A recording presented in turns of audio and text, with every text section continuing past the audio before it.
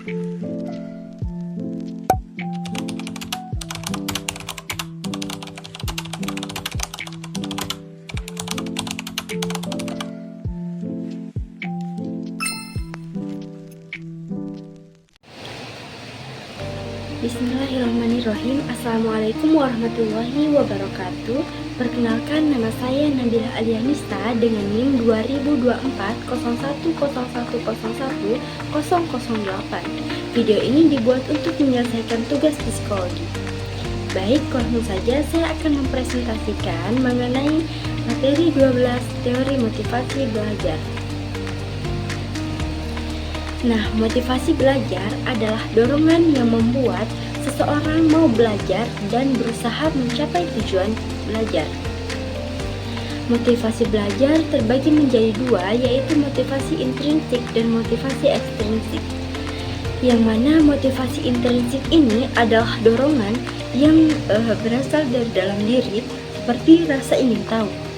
Nah, motivasi ekstrinsik yaitu motivasi yang berasal dari faktor-faktor luar seperti ujian, hadiah, nilai, atau ancaman hukuman.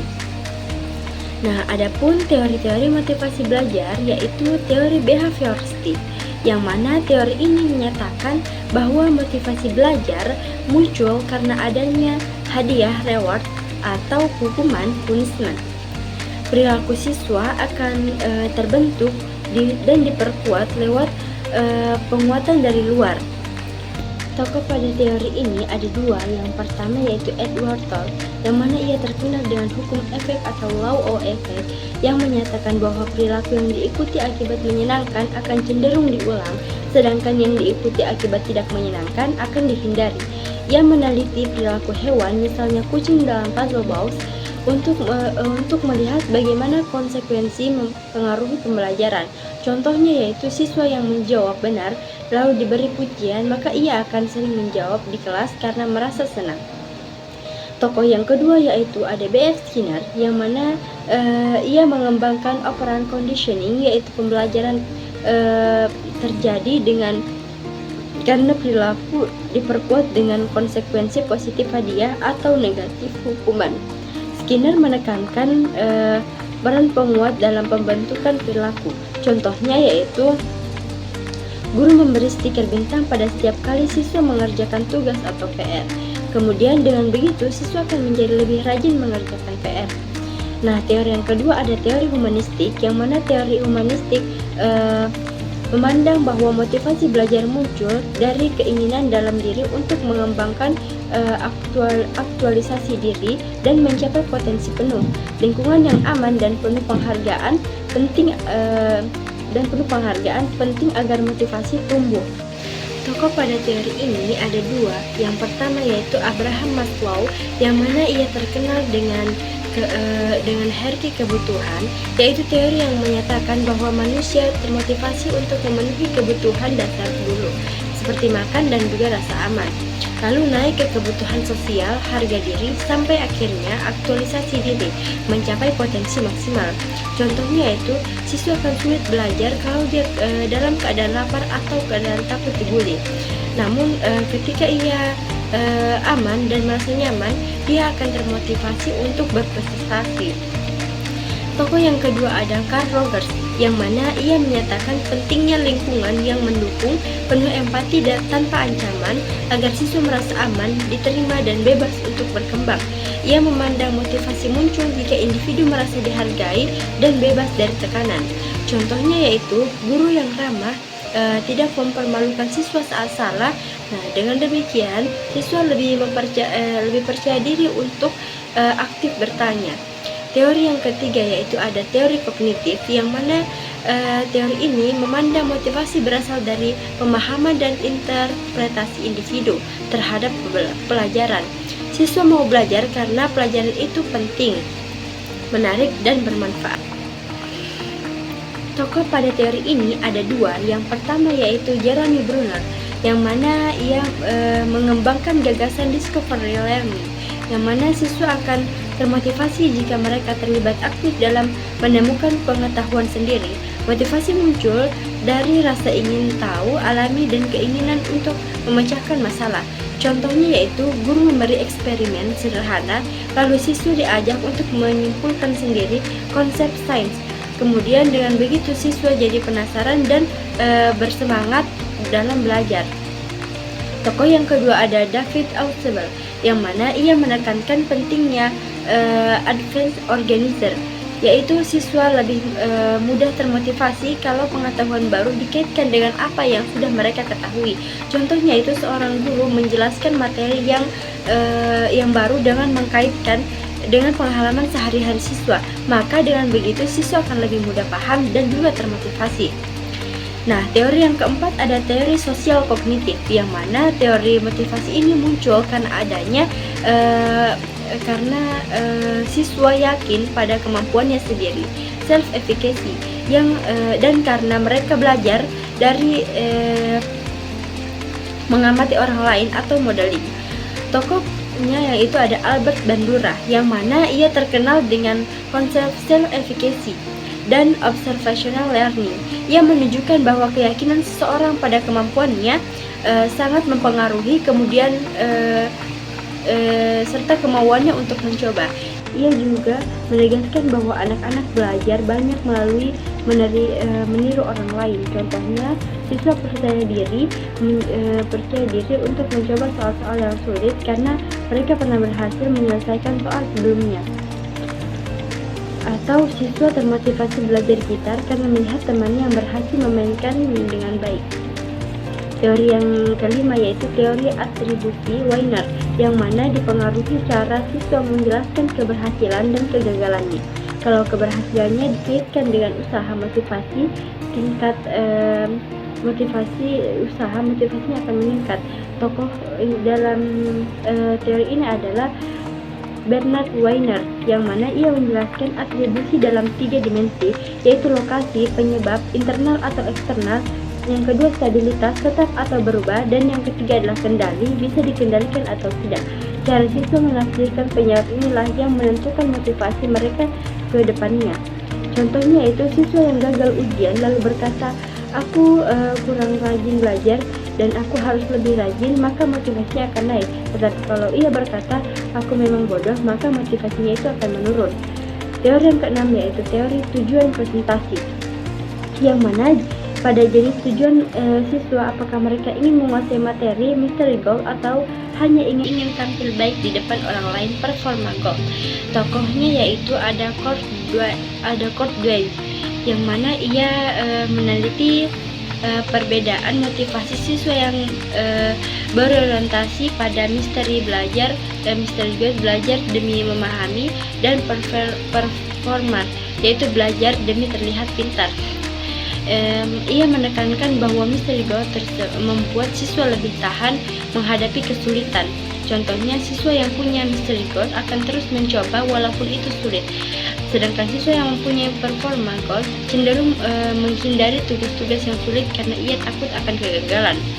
Teori selanjutnya ada teori harapan atau nilai, yang mana teori ini menyebutkan bahwa motivasi seseorang untuk belajar tergantung pada 2 hal. Yang pertama, harapan keberhasilan, ekspektasi, atau sejauh mana siswa yakin dapat berhasil.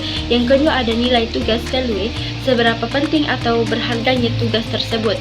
Nah, kombinasi keduanya mempengaruhi tingkat usaha dan prestasi siswa. Jika siswa memandang tugas bermakna, menyenangkan, dan bermanfaat, mereka akan lebih termotivasi. Namun jika biaya usaha, kecemasan, dan waktu dianggap lebih besar daripada manfaat, motivasinya akan menurun. Implementasi dalam pendidikan yaitu guru perlu membantu siswa untuk membangun motivasi dan realitas. Terus guru juga harus mengkaitkan dengan kehidupan nyata siswa. Kemudian dia juga harus memberikan umpan balik konstruktif dan pecahan tugas besar menjadi langkah-langkah kecil. Adapun faktor-faktor yang mempengaruhi motivasi belajar yaitu motivasi belajar dipengaruhi oleh 2 faktor, yaitu faktor eksternal dan juga faktor internal. Nah, Yang pertama yaitu lingkungan keluarga dan sekolah, yang dukungan emosi, fasilitas belajar, dan sikap positif keluarga dan sekolah dapat mendorong motivasi. Yang kedua, relasi guru dan siswa, hubungan penuh empati, perhatian, dan dukungan emosional dari guru membangun kepercayaan diri siswa. Yang ketiga, gaya belajar dan minat individu, gaya belajar visual, auditori, kinestetik, dan minat kuat terhadap topik membuat siswa lebih tekun dalam antusias. Selanjutnya yaitu kebutuhan dasar psikologis, yang mana kebersamaan, otonomi, dan kompetensi self determination teori. Ketika kebutuhan ini terpenuhi, motivasi intrinsik siswa meningkat. Strategi meningkatkan motivasi di kelas sangatlah penting untuk keberhasilan pembelajaran. Tanpa motivasi, siswa cenderung pasif, tidak fokus, dan kurang gigih. Guru berperan sebagai fasilitator yang menciptakan lingkungan belajar yang memotivasi. Strategi yang tepat digunakan yaitu yang pertama, memberikan umpan balik yang positif. Nah, dengan umpan balik yang positif, peningkatan rasa percaya diri dan keyakinan siswa atau self-efficacy. Umpan balik yang baik, jelas, spesifik, fokus pada proses, dan menghargai usaha serta strategi siswa harus diberikan segera dan tepat waktu untuk memperkuat pemahaman dan motivasi. Yang kedua, menciptakan tantangan sesuai kemampuan. Tugas harus seimbang, tidak perlu terlalu mudah dan terlalu sulit. Guru perlu mengukur kemampuan siswa dan memberikan tugas sesuai dengan tingkat kompetensi. Selanjutnya ada menumbuhkan motivasi di kelas, yang mana motivasi belajar ini penting untuk keberhasilan pembelajaran. Tanpa motivasi ini, siswa akan cenderung pasif dan tidak fokus dan kurang gigih. Jadi guru berperan sebagai fasilitator yang menciptakan lingkungan belajar yang memotivasi. Strategi yang tepat untuk dalam hal ini, yang pertama yaitu memberikan umpan balik yang positif, yang mana umpan balik yang positif meningkatkan rasa percaya diri dalam keyakinan siswa, self-efficacy. Umpan balik yang baik jelas, spesifik, fokus pada proses, dan menghargai usaha serta strategi siswa harus diberikan segera dan tepat waktu untuk memperkuat pemahaman dan motivasi. Yang kedua, menciptakan tantangan sesuai kemampuan. Tugas harus seimbang, tidak perlu mudah atau terlalu sulit. Guru perlu mengukur kemampuan siswa dan memberikan tugas sesuai dengan tingkat kompetensinya. Strategi ini mendorong motivasi sekaligus perkembangan kognitif.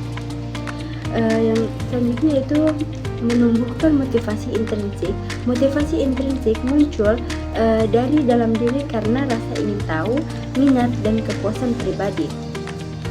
Nah, motivasi ini tumbuh jika kebutuhan dasar psikologi siswa, otonomi, kompetensi, kebersamaan terpenuhi.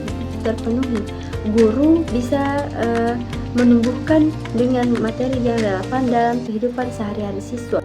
Nah, selanjutnya yaitu menyediakan pilihan dalam tugas, memberikan pilihan pada siswa, topik, metode, atau aktivitas, meningkatkan rasa tanggung jawab, motivasi, dan keterlibatan siswa dalam belajar. Tidak perlu memberikan kebebasan penuh, cukup sediakan beberapa pilihan yang tetap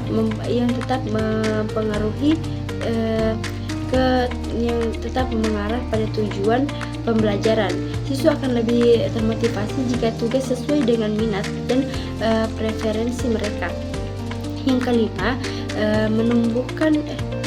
membangun hubungan yang sportif.